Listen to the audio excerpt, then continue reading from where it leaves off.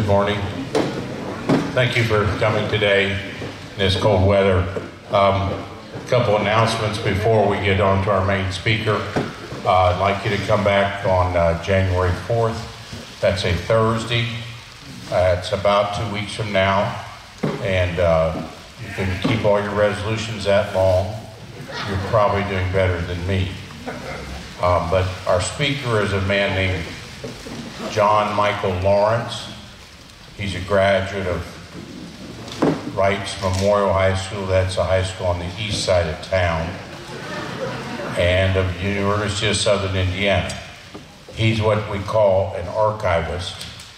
He's probably the best archivist within 72 miles of here. But he's going to talk on the need of archiving in the military and with military things, and that's a big part of our mission here. So he's experienced. He's got his collection goes back to BC, and he's an amazing individual. So we'd like you to show up that day if you can. There's still free lunch if you send an email to my bride. She's over there, and don't get her upset by not sending something ahead of time, because I have to listen. And so don't make me get upset because she's upset. I would thank you if you do that in advance. Now, if you look at that hole in the wall up there, that's where you're going to be able to go upstairs, hopefully on January 21st, 2024. There'll be an elevator there, and it will go up to our archives upstairs and also our library. It's one of the best libraries in the tri-state. You can ask Mr. Michael Dean. He's in the back row and he uses it, but it will be open to you and you can peruse it. We're working on, can you check some things out?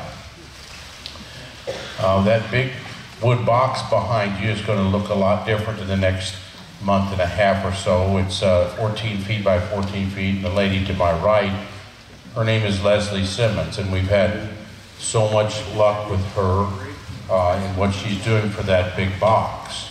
Lezlie and Ann Blanford called the museum about a year ago and said there's a lady named Irene Rechnics that lived on Wiltshire Drive, and her mother and dad had Eddie's dress shop downtown, or clothes shop.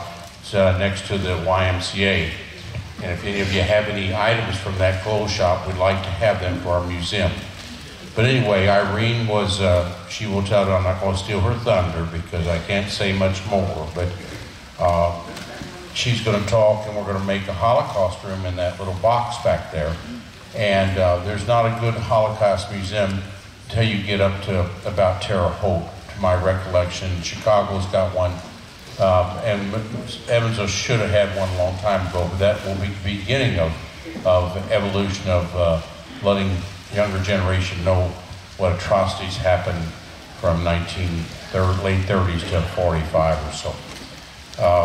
I can't be prouder of Lezlie and Ann, and several other ones of us meet weekly or every other week about creating that room. So there's been about a year of study on that room, so it will be well done. This will be our third talk on the Holocaust. Lisa Muller over there and Bill Muller, she has given us one other talk, but I think you'll be enamored about a local person that she was a Fulbright scholar, knew 4 languages, and that famous book, what's the famous book? It's, well, I can't remember. Okay, so here's Lezlie.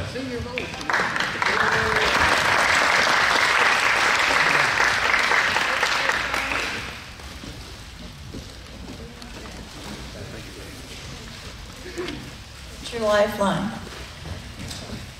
Okay, well, thank you, Dr. Browning, for inviting me to talk today about the Rechnics family. And thank you, Tom David, for your excellent arrangements. Now, to stay focused, I'm going to be reading most of my presentation, but I do have slides, and believe me, you will want me to stay focused.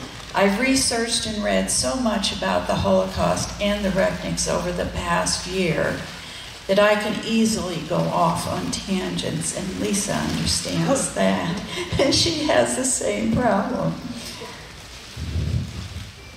Okay, let me get this.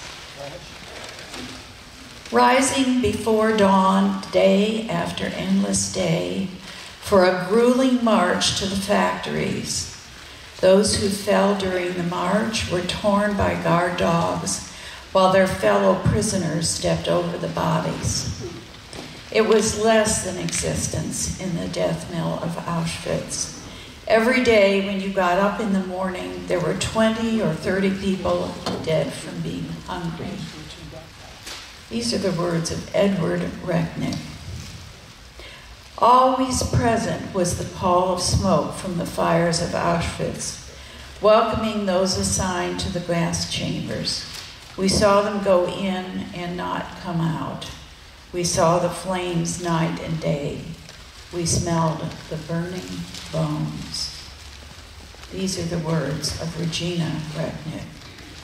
Edward and Regina were prisoners in Auschwitz concentration camp in 1944 to 45. They saw what happened there. They suffered the nightmares of Auschwitz.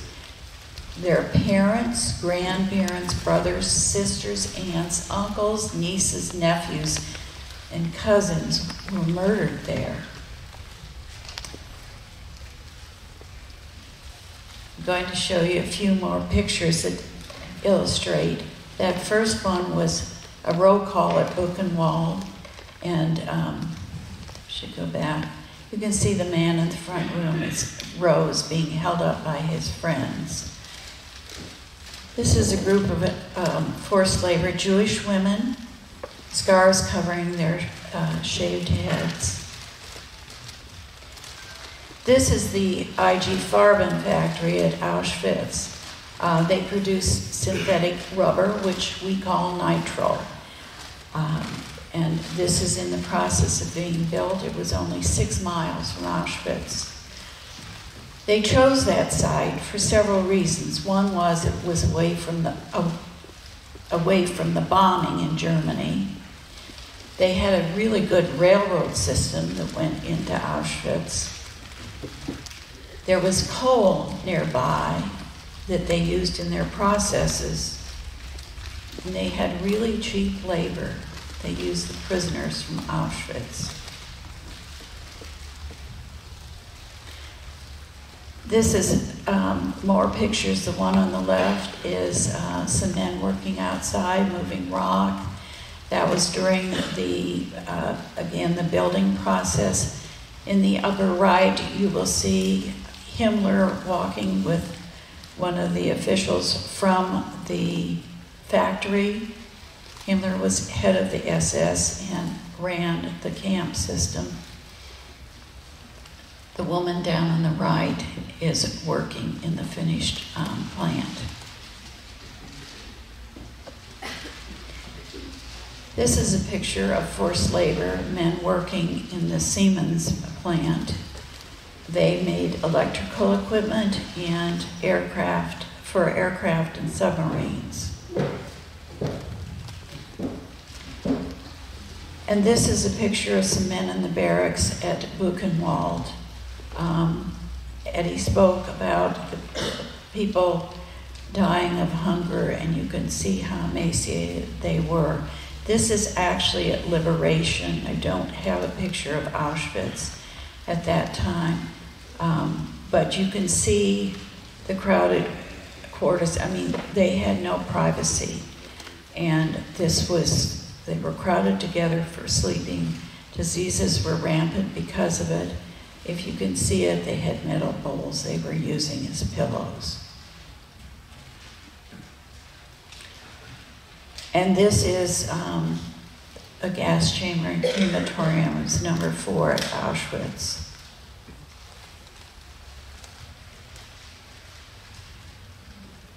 Okay.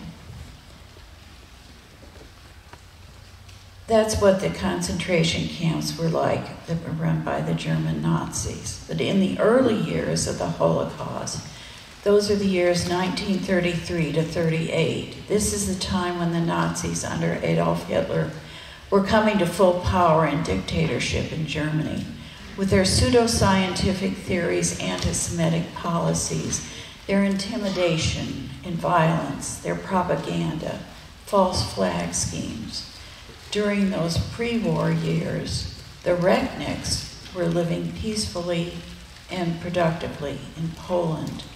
This map of Europe and part of Asia outlines where Poland, that brownish colored, you might see it bigger than I do actually on this screen. And this is a closer photo, map of Poland. Down in the left, you will see a city circled, and that was the area where the Rechnics were from. They were born in Dąbrowa Górnicza, part of a cluster of small towns and cities in an area of southwestern Poland called Upper Silesia. This area of Poland was rich in coal, a desirable natural resource. Dąbrowa Górnicza, which is at the top with the arrow coming from the top, was less than 30 miles from the Auschwitz concentration camp site that would be opened in May of 1940. So you can see that down at the bottom. This is the street scene in Dąbrowa Górnicza. After years of being prohibited, in 1862, Jewish people began to be allowed to live in Dąbrowa Górnicza, but it was with restrictions. By 1880, the name Rechnik appears in the town census. By 1933, many of the restrictions were gone. However, significant ones remained. For example, Jewish people were not permitted to own coal mines, the biggest activity of the region. So, Jewish families leased mines from Gentiles who owned in name only. Eddie Rechnick's family was in the coal mining business. Eddie was manager of one of the mines.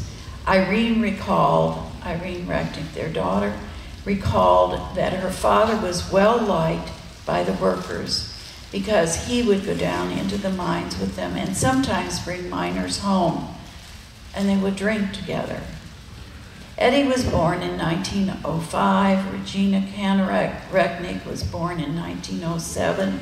Eddie and Regina married in 1932, and their daughter Irene was born in 1934, the same year Adolf Hitler declared himself Führer. In 1939, the Rechnicks were doing well and enjoying life. Eddie was managing the coal mine, and he was in the Polish Army Reserves. Regina was working in an import-export office. Irene was an active 5-year-old. They had a large and close-knit family. Eddie had 8 Rechnick siblings. Regina had 11 Canarak siblings. These are some photos of them. This is a photo at a summer spa in Mineral Springs. The red arrow, if you can see it on the right, that is of Regina Rechnick. This was in 1935. The younger woman on the left with the boy was her sister Rose Spiegelman and her son Simon. Simon is now 94. He lives in California. He's a wonderful gentleman. And we have, Stan Newman has made a video of Simon, and we'll get to see that one of these days. I'm not sure how the older woman is in back, but I think it may have been their stepmother. This is a picture of the Rechnick family. Of course, young Irene and her mother Regina, and Eddie leaning over her shoulder. And the other people are part of Eddie's family. This is Eddie, Regina, and little Irene at a ski resort in the wintertime. There are other pictures of Regina in skiing. It was a favorite place to go. I think the name of it was Zakopane. I have some pictures of other family members in sleighs there. And these resorts were in southern Poland in the more mountainous area and favorite places to go. This is a favorite photo of mine. It's of Regina and young Irene walking on the street. Because if you notice, if you can see it, Irene has a little purse. She has her outfit. Clothes were always important. Regina's father owned a haberdashery in the town where they lived. And here's another picture. These are two more sisters of Regina's. On the left is Matulka and her husband Jacob, and in the middle is Lyosha and her husband Heinrich. And I include this picture because only one of them survived the Holocaust. On September 1, 1939, Germany invaded Poland. Regina later told her nephew, Simon, when war broke out, Eddie reported to his Polish Army Reserve Unit and was sent to the front.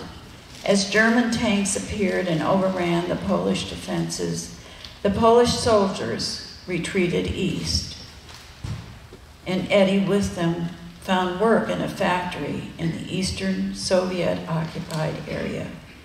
Regina joined Eddie for a few months, then they returned to Dubrowa Górnicza, where Irene was in the care of family. When the German army invaded, the paramilitary Nazi SS arrived with them. Under Himmler, the SS administered the ghettos and forced labor arrangements in both ghettos and camps, and they built the concentration and death camps. The Gestapo was part of the SS. The Einsatzgruppen were Nazi SS death squads that traveled with the army and were responsible for mass murders of civilians in all the German-occupied territories. In Poland, atrocities were committed against the Jewish population, including the burning of synagogues and the shooting of those inside who tried to escape. This is a picture of the ghetto in Benjamin, which was a community right next to Dubrowa Górnicza. It would be like Newburgh and Evansville. There was a rapid concentration of Jews into larger towns where they were forced into ghettos. Jews had to wear a white armband with the Star of David on it. They were excluded from markets, segregated in tram cars, and subject to a curfew. Jewish property and businesses were confiscated. Bank accounts were blocked. Jews were excluded from economic life and isolated from non-Jewish populations. Soon they were being deported to work camps or were forced to work in nearby factories and workshops, making things for the Germans. Fences and walls with police gates were built around the ghettos. This is an example of one of those. This is an example of some of the forced labor, but a lot of the forced labor was in sewing factories and manufacturing places. Again, they were forced to make things for the German war machine. In early 1943, the Rechnics and others from Dubrowa Górnicza were moved to the Stradula ghetto in larger Sosnowiec. I practiced that, but I still can't quite get it. Concentrating, they were moved. Earlier, anybody out in the country, in villages, were moved into the smaller towns, and then they were moved into the bigger cities. There was always a plan. There were shortages of food, medicine, and clothing. Families were forced to share cramped living spaces. They might get one room for a whole family of, like 6, 8 people. Diseases, starvation, overcrowding, and unsanitary conditions all took their toll. And there were many abandoned children like this one that you see. They didn't survive very long. It was a very tough existence. In the ghetto, there were random executions and selections of people from the ghetto to be sent to the concentration camp at Auschwitz. This is an example of them rounding up a group of people. This is actually in front of a train station. They will go into the station and they will get into cars. Now, sometimes they were railroad passenger cars, but mostly they were like cattle cars. They were enclosed, poor ventilation, no bathroom facilities, standing room only.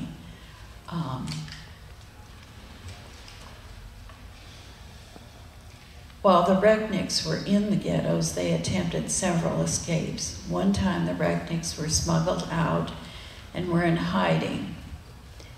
Then someone must have denounced us, Irene recalled one time to me, because the Germans came and took us to prison. They screamed at us and kicked us. Irene was 9. Luckily, the family was not shot and was returned to the ghetto.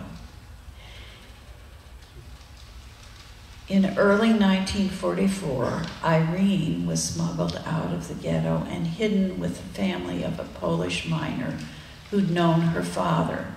So at age 10, Irene became what was called a hidden child.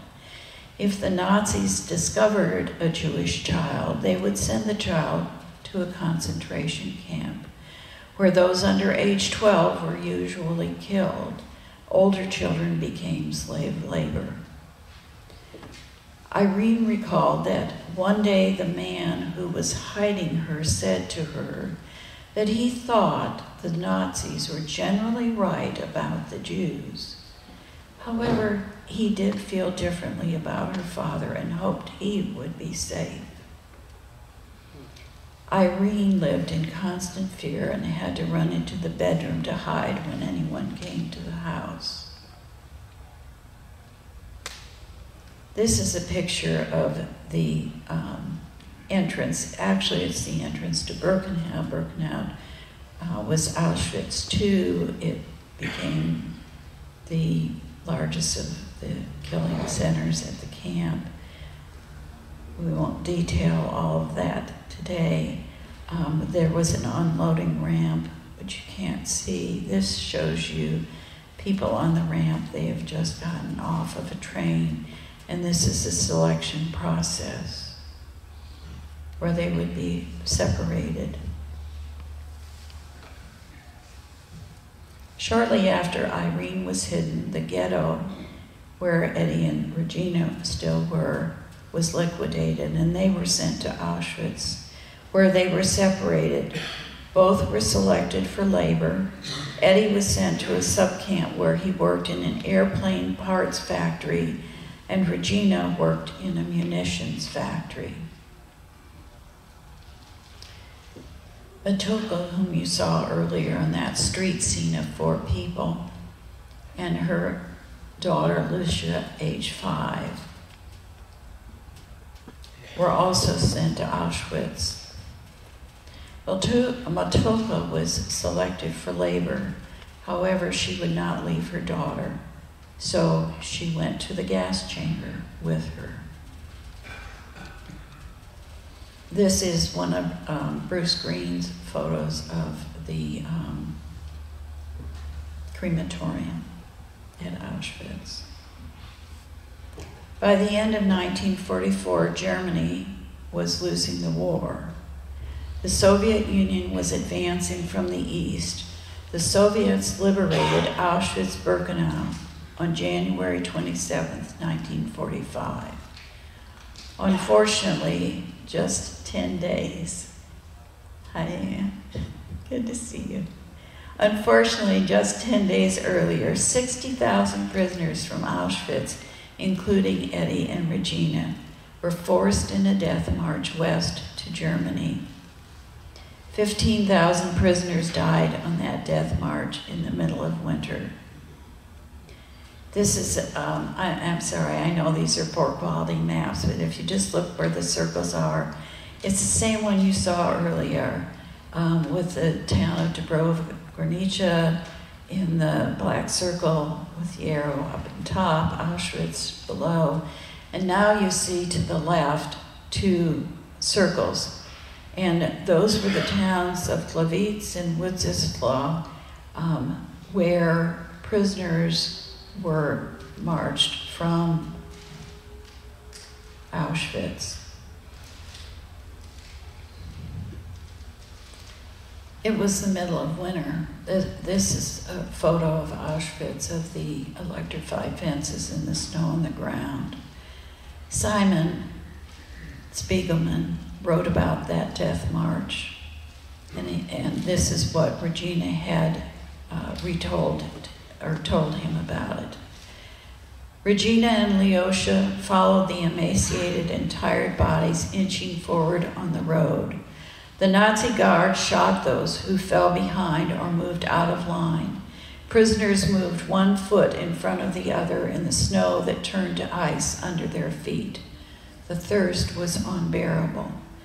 Leosha ran to the side of the road, cupping her hands to scoop up some snow to quench her thirst.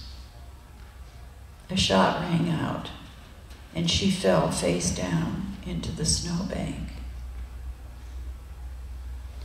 Regina had to move on. How difficult it must have been to see your sister killed in front of you, and then to have to abandon her and move on. Regina's group was transported from Glavitz, that northern route. They went to Ravensbrück in northern Germany, and later they were transferred to Buchenwald in central Germany. After liberation, Regina was in the Linz, Austria displaced person camp, and she received hospital care. Eddie was taken the southern route south to Mauthausen, infamous for its stone quarry and its stairs of death. Overcrowded conditions became worse, and new prisoners there were sent to subcamps. This is a picture of Eddie's prisoner card. Some of these records are available. A lot of the paper records were saved. There are not many photographs up until the liberation. So you can see on the left, with the left corner, it says Mauthausen. And then on the right, you see his card, and his prisoner number is up in the right-hand corner, and details about him. These records are available through the tracing service and through the U.S. Holocaust Memorial Museum. Mauthausen was liberated, and this is a picture of the men quarrying stone in Mauthausen. It was very difficult work, and the intent and what they did was literally work people to death. Mauthausen was liberated by the United States Army May 5th, 1945. Eddie and Regina found each other as displaced persons, and then they returned to Dubrovnik to find Irene with an aunt who had moved Irene from the home of the Polish family. Irene was now age 11. Eddie's Rechnic family, Regina's Canarak family, and the Simon Spiegelman family were decimated. This is a family tree of the Canarak. That was Regina's family before the war. You don't have to worry about reading all the names. This is a picture of what their family tree looked like after the war. All the blanks are those who died in the Holocaust.